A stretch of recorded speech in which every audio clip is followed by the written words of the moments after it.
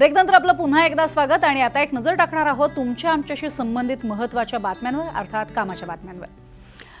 एक महत्त्वाची बातमी वांद्रे पूर्वेतल्या गरीबनगर इथे अतिक्रमण हटवून रेल्वेला परत मिळालेल्या सुमारे 5200 चौरस मीटर जागेचा वापर आता वांद्रे टर्मिनसच्या विस्तारासाठी करण्यात येणार आहे। त्यामुळे त्याची क्षमता 50% वाढणार आहे। या जागेवरती नवीन प्लॅटफॉर्म, स्टेबलिंग लाईन्स, प्रवासी सुविधा तसंच उपनगरी रेल्वे सोबतच अधिक कनेक्टिव्हिटी निर्माण करण्याची महत्त्वाकांक्षी योजना पश्चिम रेल्वेकडून आखण्यात आली आहे। रेल्वे प्रवाशांसाठी आणखी एक महत्त्वाची बातमी, प्रवाशांची वेटिंग लिस्ट कमी करण्यासाठी रेल्वे मंत्रालयाने बुकिंग नियमांमध्ये बदल करण्याचे ठरवले। वेटिंग तिकीट हे देत असताना त्याची संख्या कमी केली जाणार आहे। स्लीपर क्लासमध्ये जवळपास 400 तिकीटे वेटिंग श्रेणीत दिली जायची, आता मात्र 150 ते 200 पेक्षा जास्त वेटिंग तिकीटं ही दिली जाणार आहेत। एसी क्लासमध्ये एकूण बसच्या 60% तिकीटं दिली जातील, त्यामुळे वेटिंग लिस्टमधील प्रवाशांची आरक्षित डब्यात बसण्याची संख्या ही कमी होईल।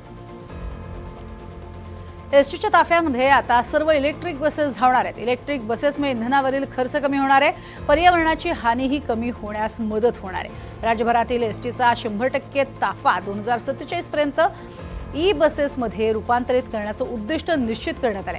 ई बसेससाठी स्वतंत्र परिसंस्था विकसित करण्याबरोबरच ज्या मार्गांवर सध्या खासगी बस सेवा चालतीये त्या मार्गांचाही अभ्यास करून पर्यायी बस सेवा ही तयार ठेवण्याची रचना ही केली जाणार आहे। मुंबई आणि पुणे शहराला जोडणारी ऐतिहासिक डेक्कन क्वीन एक्सप्रेस आता 96 वर्षांची झाली आहे। 1 जून रोजी डेक्कन क्वीनने 96 वर्ष पूर्ण केली आणि 97व्या वर्षात पदार्पण केलंय। मुंबई पुणे दरम्यान धावणारी ही ऐतिहासिक रेल्वे 1 जून 1930 रोजी सुरू झाली होती। भारतातील पहिली डिलक्स रेल्वे म्हणून ओळखल्या जाणाऱ्या या गाडीला डेक्कन क्वीन अर्थातच दख्खनची राणी असं नाव देण्यात आलं। गेल्या 96 वर्षात ती मुंबई पुणे दरम्यान प्रवास करणाऱ्या प्रवाशांच्या जीवनाचा अविभाज्य भाग बनली आहे। फुलांची सजावट करत आणि गाडीसमोर केक कापून प्रवाशांनी मोठ्या उत्साहात डेक्कन क्वीनचा वर्धापन दिन साजरा केला। तेल विपणन कंपन्यांनी आंतरराष्ट्रीय उड्डाणांसाठी वापरल्या जाणाऱ्या एव्हिएशन टर्बाइन फ्युएलच्या दरात 27% कपात केली आहे। जून महिन्यासाठी केलेल्या दर आढाव्यानुसार ही घट करण्यात आली। या निर्णयामुळे आंतरराष्ट्रीय मार्गावरील भारतीय विमान कंपन्यांचा इंधनावरील खर्च कमी होणार आहे, तर भविष्यात परदेशात जाणाऱ्या विमान तिकिटाचे दरही कमी होण्याची शक्यता आहे।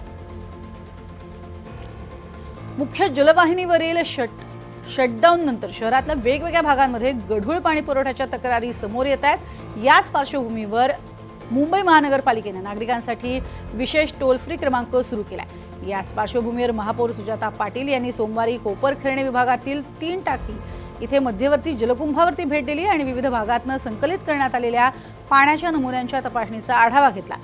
तर या तपासण्यात आलेल्या नमुन्यांमध्ये पाणी पिण्यायोग्य असल्याचा दावा महापालिकेने केलाय।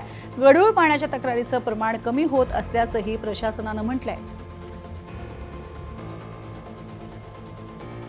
नीटची पुनर्परीक्षा नियोजित वेळेनुसारच म्हणजे 21 जूनलाच होणार आहे। नीट यूजी 2026ची पुनर्परीक्षा ऑनलाईन घेण्याची मागणी सर्वोच्च न्यायालयानं फेटाळून लावली आहे। राष्ट्रीय परीक्षा संस्था म्हणजेच एनटीए आधीच अनेक अडचणींचा सामना करतेय।